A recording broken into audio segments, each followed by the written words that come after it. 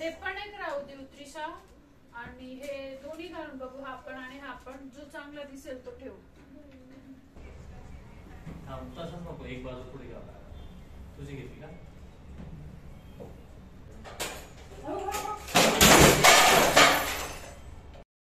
Hello everyone, good morning, welcome to the new blog.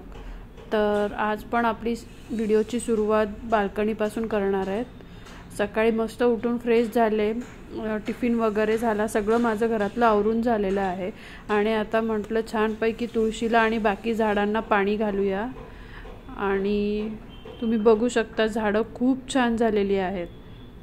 जास्वंदाच्या झाडाला भरपूर अशा कळ्या आलेल्या आहेत, रोजची फुलं येत आहेत.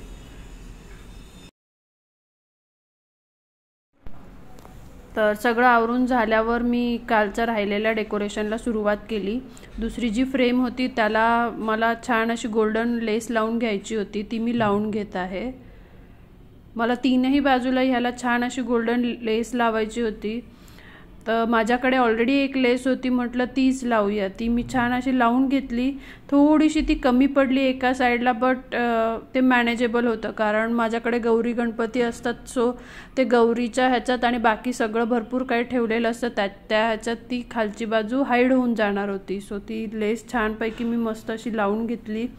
आणि मी ते करत असतानाच माझ्या एका फ्रेंडचा मला फोन आला की हळदी कुंकवासाठी ये म्हणून.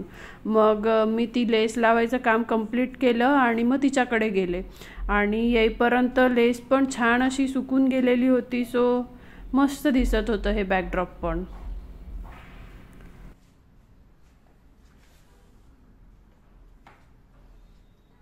हे सगळं झाल्यानंतर मग त्रिशा पण तोपर्यंत स्कूलमधून आली आणि मग ती आणि मी आम्ही दोघीही गणपतीला लागणारं पूजेसाठीचं सामान आम्ही घेऊन आलो. म्हणजे दुसऱ्या दिवशी धावपळ नको व्हायला, मग मी आधीच घेऊन आले सगळं, नारळ, दुर्वा, हार, जे काही लागतं गणपतीसाठी ते सगळं घेऊन आलं. आणि ते घेऊन आल्यानंतर म्हटलं आता नेक्स्ट डे जे काही आपल्याला कपडे घालायचे आहे, त्रिशाचे माझे, आपण ते सगळं काढून ठेवूया. त्यावर लागणारी सगळी ज्वेलरी काढून ठेवूया, म्हणजे मग वेळेवर धावपळ होत नाही आणि पसाराही कमी होतो. सो आम्ही ते सगळं आता इथे काढून ठेवत आहोत. त्या दिवशी पाठवला तो नेकलेस, कुठे ठेवला? आजीने पाठवला.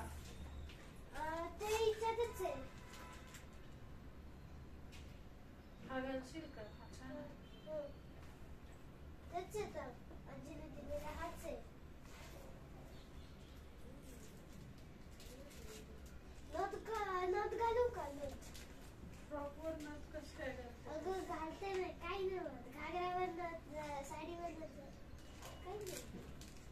बँगल्स कोणत्या घालशील? ह्या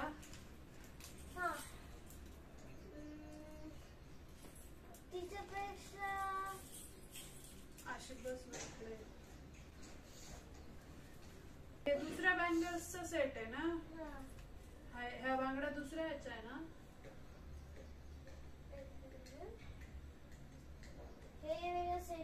हा घालशील का? नाही, हा घालशील. पण त्याच्यात तेवढे कलर, त्याच्यात वेगळे कलर आहेत त्रिशा, ते त्या फ्रॉक मध्ये नाहीये. ब्ल्यू ग्रीन कुठे आहे? हा घाल ना, हा गोल्डन जाईल त्याच्यावर. पण हा पण तसाच आहे ना अगं, पण त्याच्यासोबत हे पण आहे ना. म्हणजे तुझं म्हणणं फक्त तेवढ्याच घालायचं असं नाही? सॉरी हा तेच म्हणते.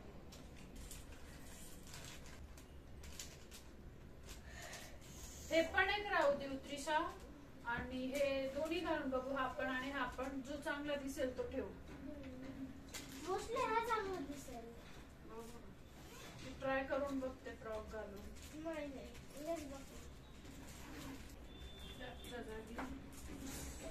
माझा काढते.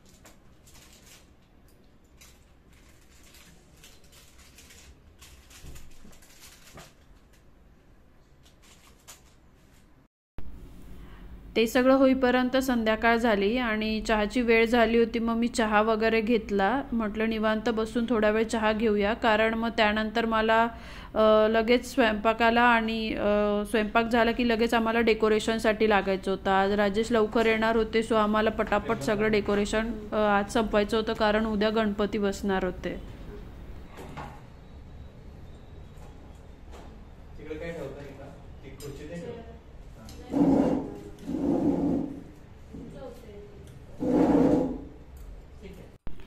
सो काल आम्ही ही जी नेट लावून फ्रेम रेडी केली होती ती आज आम्ही त्या मेटलच्या फ्रेमला बाइंडिंग वायरने पॅक करून घेणार होतो. जी आम्ही मेटलची फ्रेम ॲडजस्ट केली होती आम्हाला पाहिजे त्या साईजमध्ये, त्याला आम्ही ही नेट लावलेली फ्रेम बाइंडिंग वायरने पॅक करून घेत आहोत. याला नको स्टेपर, याला नको पॅक करू. नेट तशी ती जोड पडेल.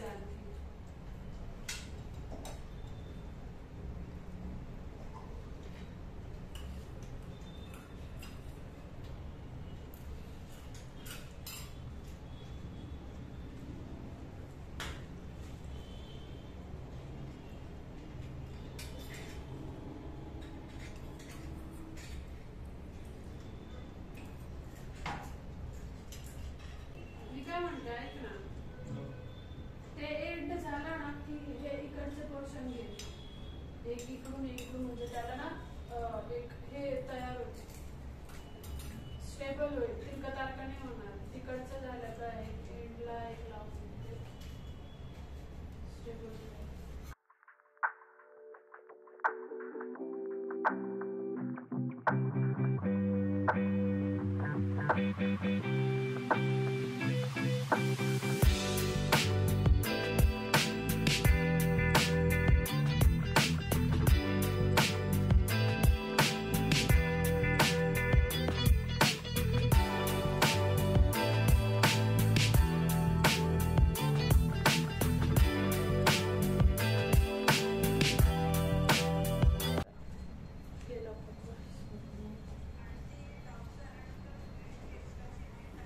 तसंच नको, एक बाजू पुढे घ्या.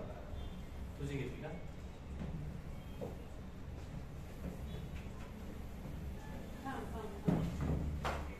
लोट पुढे, लोट पुढे, लोट पुढे. इकडे होतो सर.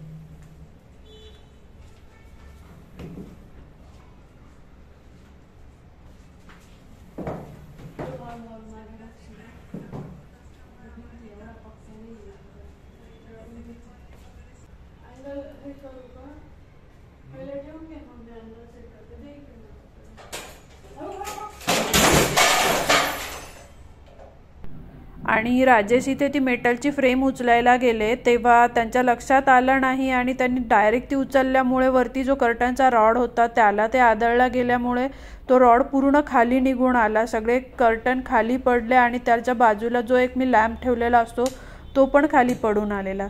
मेजर असं काही झालं नाही, लागलंही नाही कुणाला, बट वेळ गेला आणि ते सगळं करण्यात पुन्हा आमचे 15-20 मिनटं गेलेले.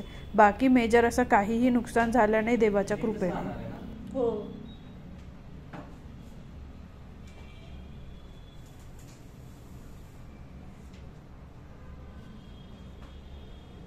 फॅन पण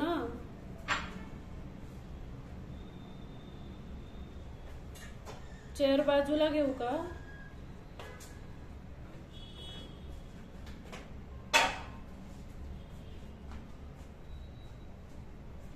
हाईट ऍडजस्ट केली का? सांभाळून सांभाळून, पाईप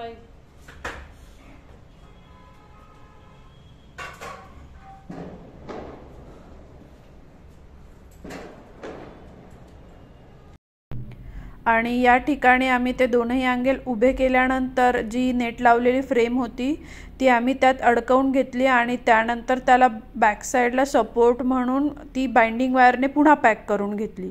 सो ती स्टेबल झाली आणि एकदम पॅक झाली. आता आम्हाला पाहिजे ते आम्ही त्याच्यावर हँग करू शकत होतो.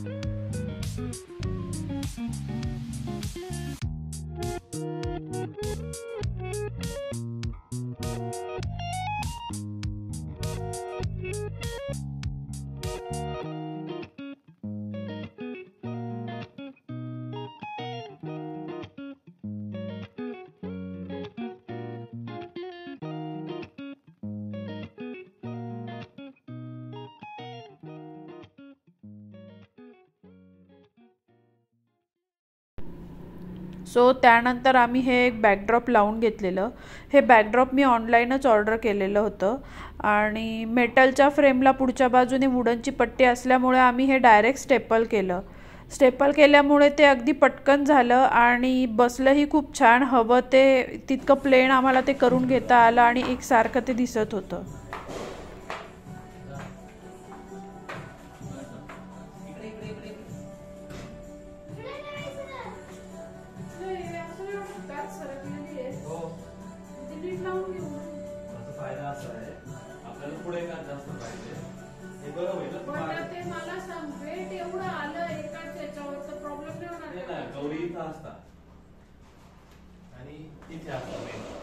सपोर्ट मध्ये येतात गणपती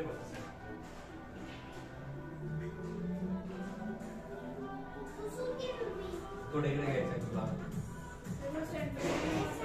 नाही हात सेंटर मध्ये तुला रेफरन्स साठी ठेवलाय. मी या हँगिंगच्या काही माळा ऑनलाईनच ऑर्डर केलेल्या होत्या. छान आल्या त्या पण. मग आम्ही त्या रॅन्डम अशा कमी जास्त हाईटवर छानपैकी लावून घेतल्या.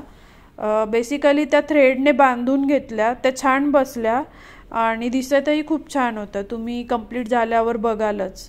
आणि रात्रीच आम्ही सगळा सेटअप रेडी करून ठेवला, क्लॉथ वगैरे टाकून, पाट वगैरे ठेवून, की सकाळी घाई गडबड नको व्हायला. लायटिंगची माळ लावायची होती बट आम्ही काढून बघितली तर ती बंद झालेली होती. मग असं ठरलं की ती आता आपण नेक्स्ट डे लावूया. सो आम्ही आज हे काम कंप्लीट केलं आणि लायटिंगची माळ लावण्याचं काम फक्त नेक्स्ट डेसाठी ठेवलं होतं. सो असं काहीसं आता हे डेकोरेशन आमचं रेडी झालेलं आहे. सुंदर वाटत आहे एकदम. आणि मी जेव्हा पहिल्यांदा गणपती बसवलेले तेव्हाच मी हे मूषक घेतलेले. सो ते पण आता मी इथे ठेवून घेतले. तर कसं झालं आहे डेकोरेशन तुम्ही पण मला सांगा. आणि चला भेटूया छानशा अशाच एका नवीन ब्लॉगमध्ये. तोपर्यंत बाय.